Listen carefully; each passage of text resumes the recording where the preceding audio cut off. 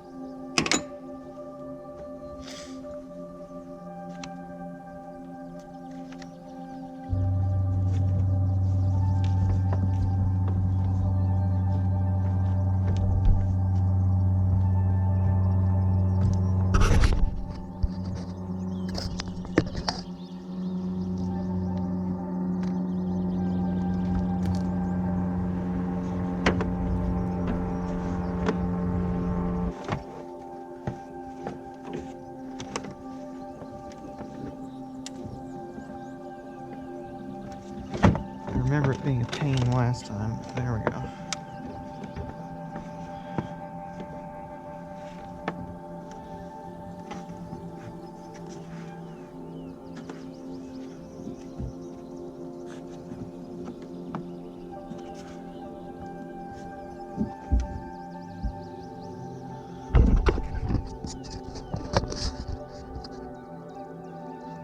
Step one.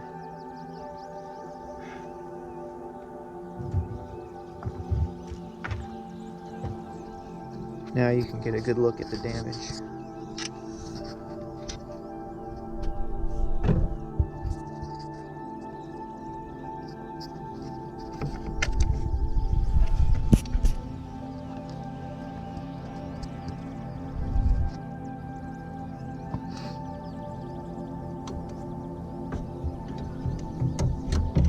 Oh man, these mosquitoes are getting bad. Yeah, I gotta get out of the mosquitoes.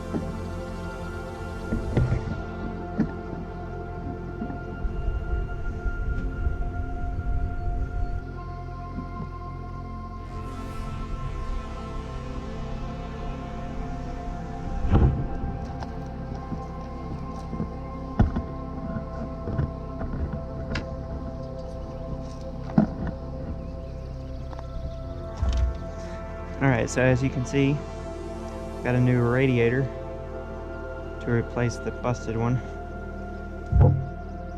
Got a new belt too because I discovered some cracks on the old one. So first things first, take a picture of this belt just to make sure I get the new one on there the same way. Very good. I'm going to try to find a tool to make it easier to push this wheel down, but I couldn't figure it out, so I ended up using my hand. Got it done. A little bit of crackage here and there.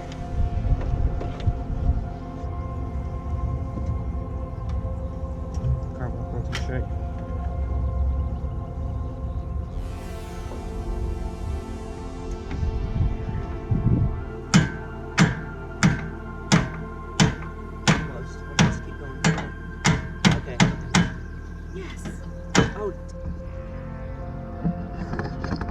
Unfortunately had a bit of a problem. See this here? Oh, that's correct. There's a little notch, a little wing. Slides right down into that notch. This is the old one. There's supposed to be one of those on each side of the radiator. And this black grill has little wings on the side that are supposed to slide right down in those notches. Well, on this side we managed to get it. On the other side, the plastic was bent too far in towards the radiator, and the grill, or the black grill, was actually warped, I believe, at least enough to where it was sticking out. So in combination of the plastic from the radiator notch being bent in and the black grill wing being bent out, could not seem to get it to slide down into place. Tried a bunch of different means with the help of my wife. Finally, I used a pair of vice grips to latch onto the little piece of plastic and pull it out and push on this metal with the screwdriver as my wife hammered on the top. And it finally went, but then snapped off. So yeah, that's just flapping in the breeze there. Fortunately, there's a screw hole up here that will hold it in place, hopefully enough to where it's not a big problem. See that? Well, probably not. Probably can't see that, but I don't want to just keep recording all this tedious screwing. Yeah, I have a bunch of screwing to do, and I'm not 100% certain where everything goes. So, here goes nothing. Catch you later. Trying to do process of elimination when it comes to figuring out which screw goes where, because I don't quite remember where all of them go.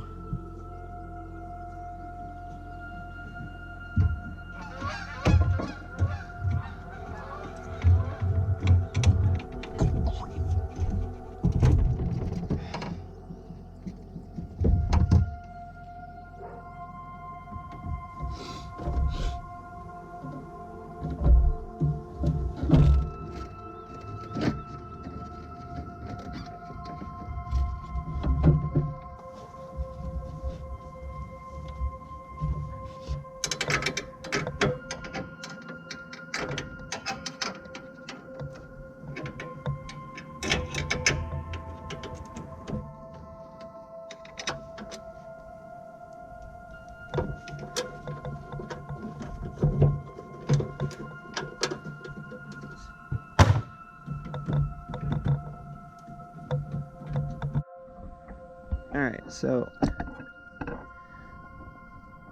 through a bunch of trial and error, finally got this beast put back together. My wife helped me as well. You probably can't even see us because I got the light shining directly at the camera. Yeah, about to crank this thing up finally.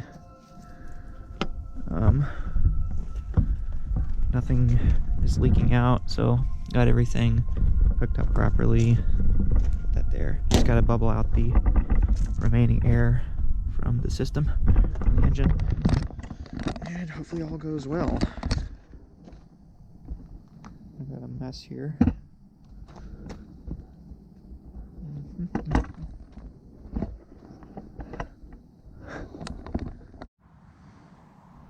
Alright, so I just changed the radiator cap as well. Needed to be done. In fact, it could have been a cause for my problems in the first place if the pressure wasn't holding up right, if you know what I mean. If it wasn't letting off steam in the way it was supposed to, could have been one of the reasons why the radiator exploded. Either way, has been fine since, but needed to replace that. The new radiator didn't come with a cap, so yeah. Off with the old, on with the new, different style, slight upgrade. Good as new, hopefully.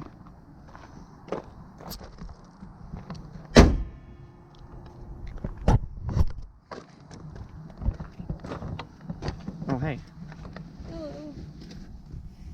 Hello.